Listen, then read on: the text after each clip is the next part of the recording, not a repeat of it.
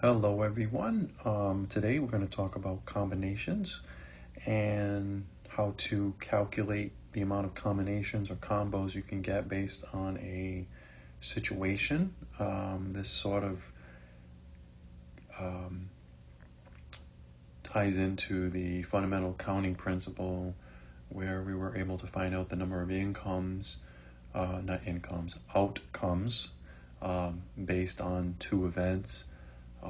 So in this particular situation, we have to look at the number of elements that we have in a group and how they will be arranged. The number of those elements, how are they going to be arranged? So when we talk about combinations, okay, there's actually two. There's combinations and there's permutations. Combinations does not require any order of the objects or elements that you're working with. So the order doesn't really matter in this case. And for informational purposes, before I write the formula down, when you look at N and R, N is the number of objects in a group or elements in a group. You know, like if you have a set, and each object in that set is an element. Okay, so kind of think of that, in terms of that. For this example, I'm going to use R, okay? But K is also used to represent the number of objects to be arranged, the number of elements or objects to be arranged. That is R, also known as K. We're going to use R because that's so widely used. So here's an example, okay? And we're going to pick 3 people from a group of 12 to form a committee. All right, so what do you think the question is going to be? Well, how many committees could we form, right? So how many committees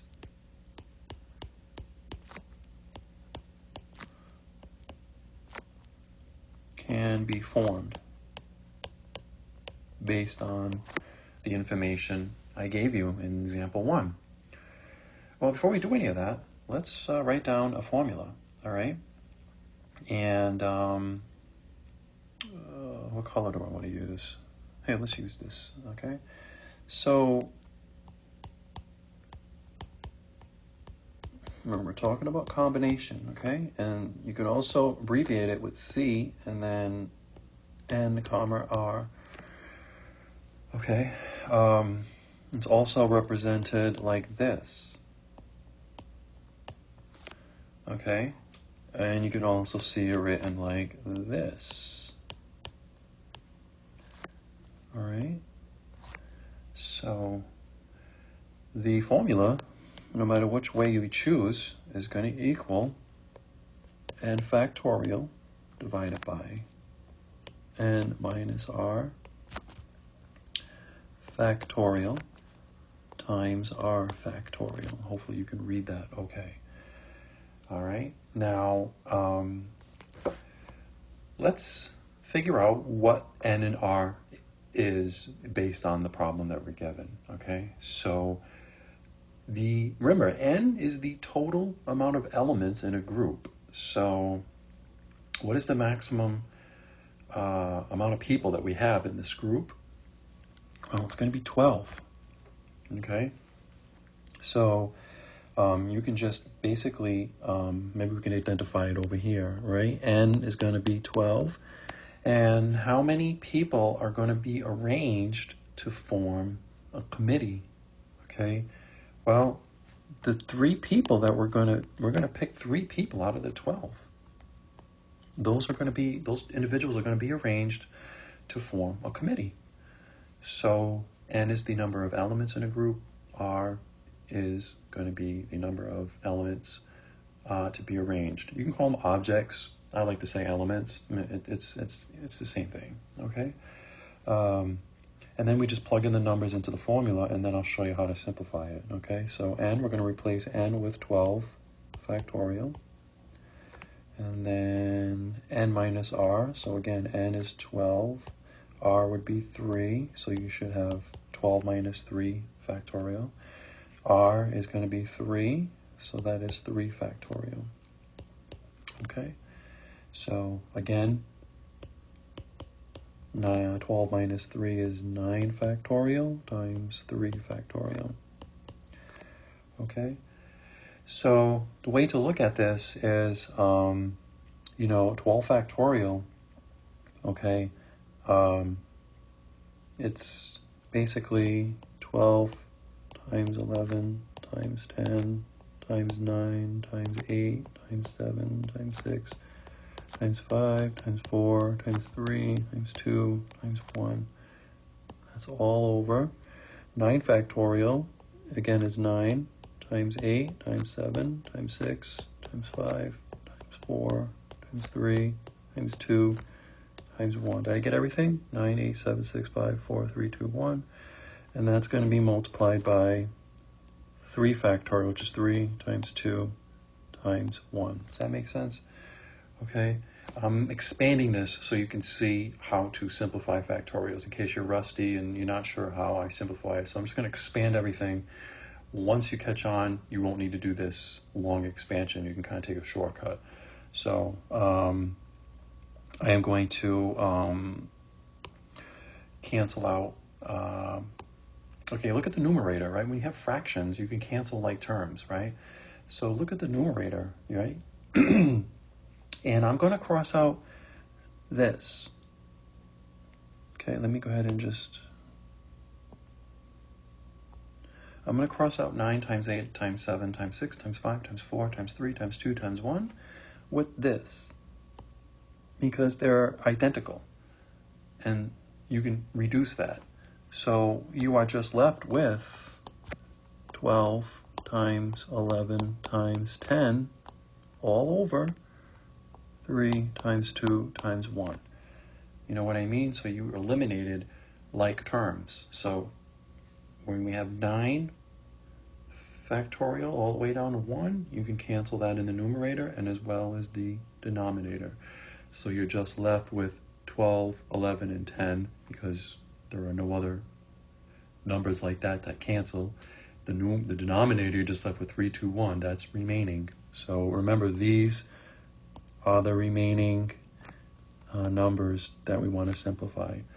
So 12 times 11 times 10, okay, should simplify to, let me go ahead and use a bigger font here. Sorry about that. Should equal 1320. And then 3 times 2 is 6, times 1 is 6, so that's 6. 1320 divided by 6 is reduced to 220. So that's going to be 220 committees. Okay, whoops, I'm so sorry here. Let me rewrite that. Okay.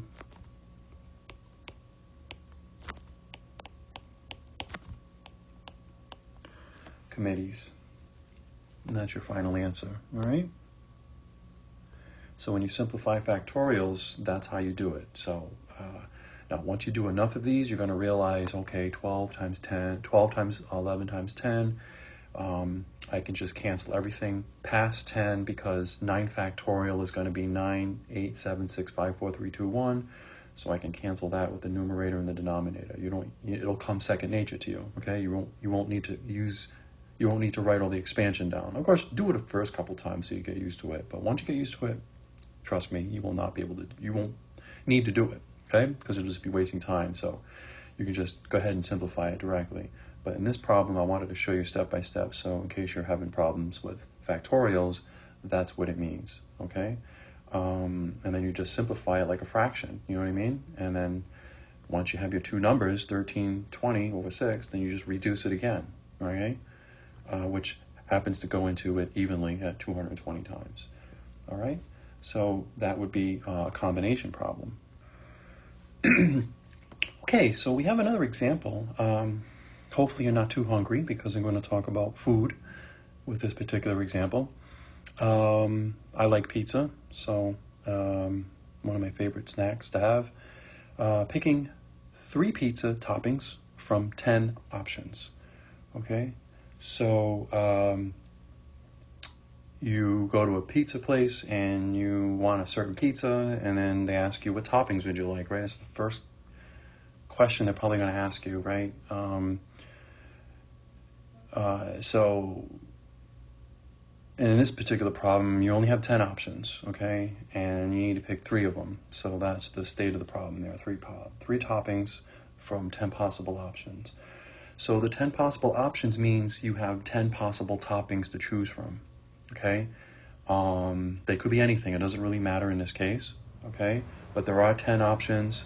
That means there are 10 toppings. You need to pick 3 out of the 10, anything you want, okay? So what we got to remember is that the total number of objects that we're picking, okay, n, is going to equal 10, because this right here is the total number of objects. In this case, the object is a topping. Does that make sense? Okay, so that's why n has to be 10. So think of the total number, get that down first, and then usually the other number is going to be r, okay? Once you identify one, you should be able to identify the other quantity. So find the total first, right? The total amount of objects in this group. Then find the number of objects being arranged, right? So you're picking 3 out of the 10. Those are the 3 arrangements you're taking, okay? If that makes any sense. So R has to be 3 in this case. All right, and remember I gave you the formula, okay, from before, all right?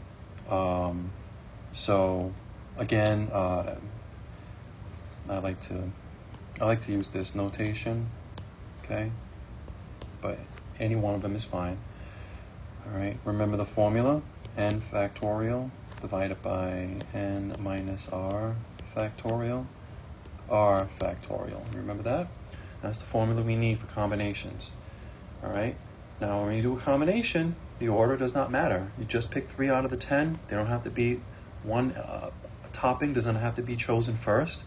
Okay, whether it's your favorite or not, it does not matter. Just choose the 3. The order will not need to be considered at this time, okay, because we're doing combinations. And I just want to know, how many pizzas can I make with, with choices of these toppings, really, when you think about it, right? So the question is, if you have if you're choosing 3 toppings from 10 pizzas, right? The question's going to be how many pizzas can we make based on these 10 toppings? Well, you can make quite a few pizzas with 10 toppings. You have many combinations, many choices, believe it or not, by picking 3 out of the 10.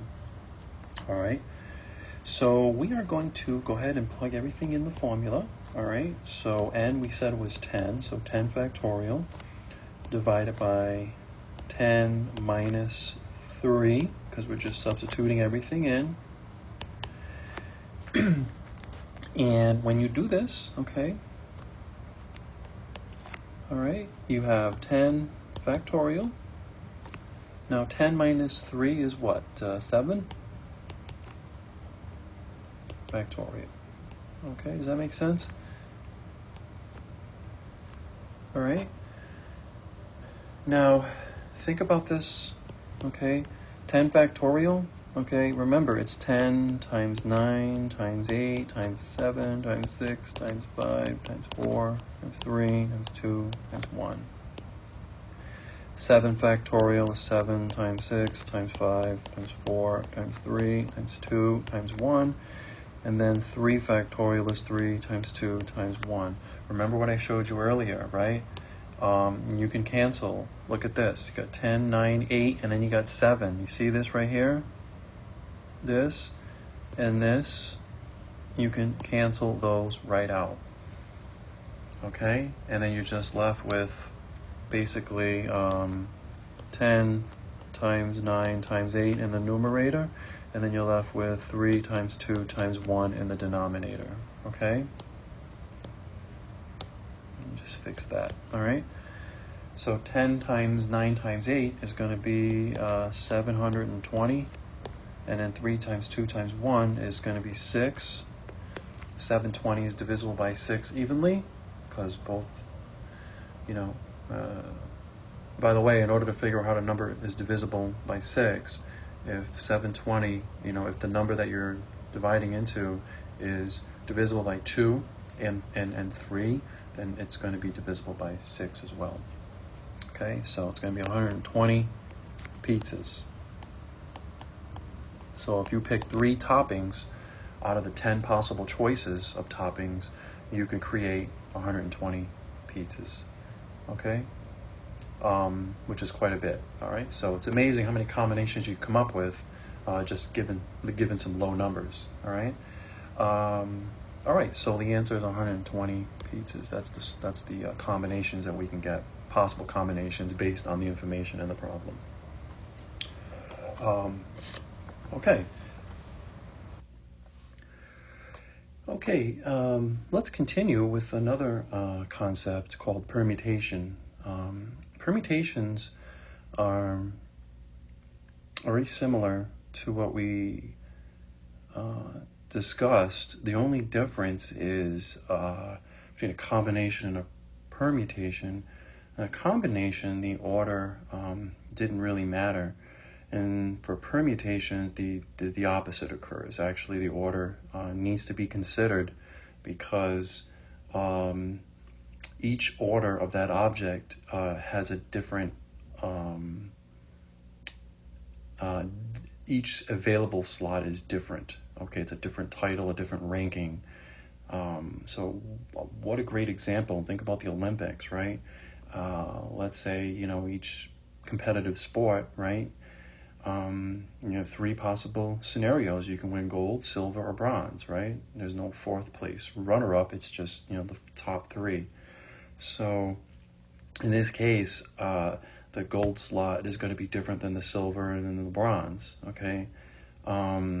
So the order, when someone wins a race, the order of the first 3 participants that win that race, okay, it absolutely must be considered to see which participant will get the gold, silver, and the bronze, okay? So we have to consider that when we do permutations, okay? And that's the difference, okay? So the formula that we're going to use is actually very similar. It's very similar to the one with combinations. There's a slight difference, okay?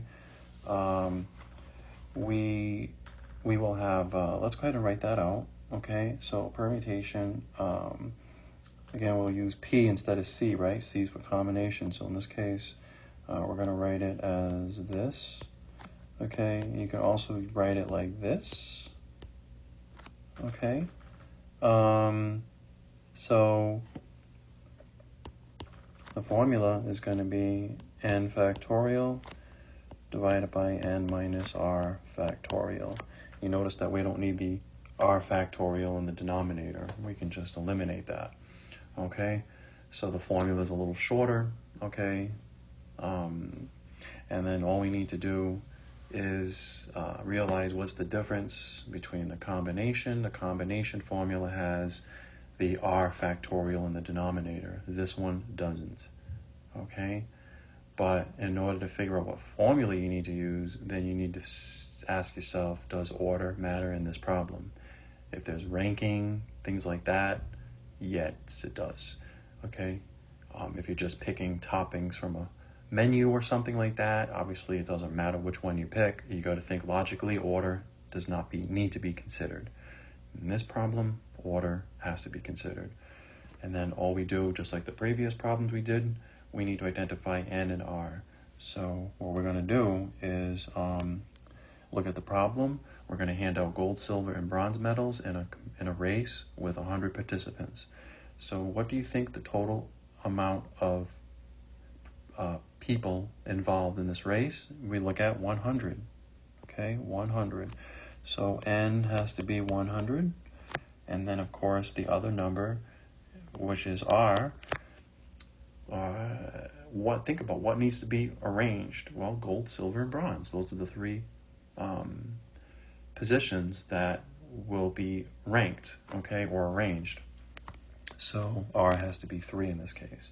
And then just like the previous problems, we plug everything in. So we're going to do that. Whoops. We're going to do that, okay? Plug in the numbers. So again, we have 100 factorial divided by, what's n? N is 100 minus R, which is 3. And then, now I'm not going to write down 100 factorial because there's too many numbers. So we're going to have to start thinking logically here. How do I reduce this? Well, before we do that, okay, think about this. 100 factorial. What's 100 minus 3? It's 97 factorial. Okay, so let's write that over here.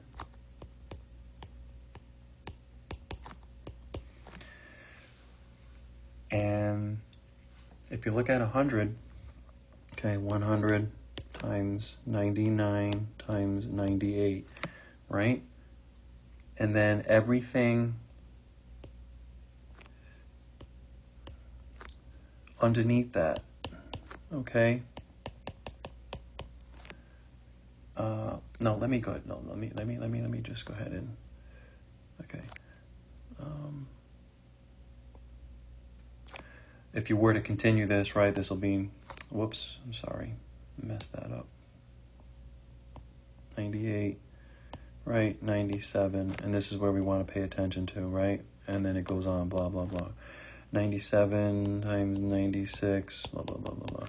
Okay, we can cancel everything out from 97 down. We can cancel that out, and we can cancel 97 down. We don't need to expand it because from 97 onward, it's going to cancel in the numerator. And you look at the denominator, we have 97 onward, that cancels. So we're just left with 100 times 99 times 98 in the numerator. All you got to do is multiply those together, which is going to give you 970,200 possible combinations, okay?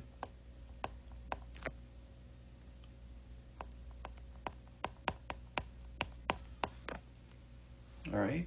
Remember, it's just like a permutation, right? When we calculate that, we're still calculating the possible outcomes, the possible combinations you can get, okay? The only difference is the order has to be considered, all right? And the formula doesn't have the R factorial in the denominator. That's the only thing you got to remember, okay? Just a couple of tweaks there, adjustments, all right? But the calculations are really the same. You identify N, identify R, plug it in, and then you simplify factorials. Let's do another example. All right. And for example 2, all right, we have a problem, and we're going to select a president, a vice president, a secretary, and a treasurer from a committee of 12 people. All right. So what do you think? What kind of problem is this going to be? Is this going to be a combination or a permutation? Okay, well, look at the people being selected, right? They have a specific job title, and they're ranked based on ability of power, right? The president usually oversees everything, right? Makes the final call generally, or overlooks things, okay? Even though other people have power and can make calls as well, but the president would be considered the highest ranking of those 4 possibilities. Second in command would be vice president, secretary, and then treasurer, okay? So the order in this case does have to be considered, all right? The ranking does matter in this case. So how many people are being arranged? Well, the total number of people, right, has to be 12. And then 4 individuals, right, each slot is going to be different title. So there are 4 slots, 4 available positions, right? So 4, okay, is going to be R. All right. And then now we just use the permutation formula, which we had before, okay? So we will write that out for you, okay?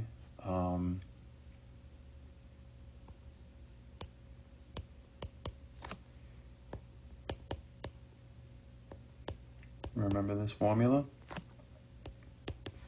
All right. Once you establish n and r, now plug everything in, and then you should be good to go, right? N factorial is 12 factorial. N minus r, so 12 minus 4 factorial. 12 factorial. 12 minus 4 is 8 factorial. And then remember, you have, right, you have 12 times 11 times 10 times 9. Okay, times 8. And then here you have 8 times 7, right? We don't need to expand it because everything else from 9 onward will cancel. Okay? So, not 9. I meant 8. I'm sorry. I need to fix that. So,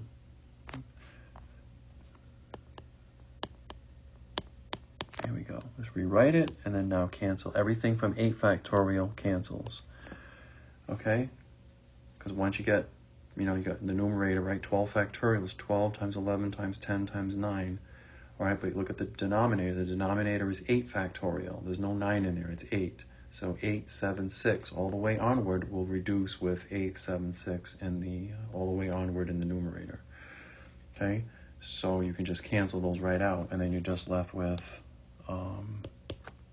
12 times 11 times 10 times 9, and then that should equal 11,880 combinations that you can possibly have by choosing those 4 positions with those 12 people, okay? And that's the difference between a permutation and a combination. It's very easy to figure out or calculate once you know n and r. Once you know n and r, then it's just a matter of busy work, just, calculating it out. And, these can be done on a calculator, a scientific or graphic calculator. You can enter your combination or permutation formula, and all you do is enter n and r, and it'll calculate it for you when you have really, really large numbers that will require a utility, some kind of, calculator. So I hope that this video was helpful, and that concludes permutations and combinations. Thank you so much for watching, and I hope that you have a great day.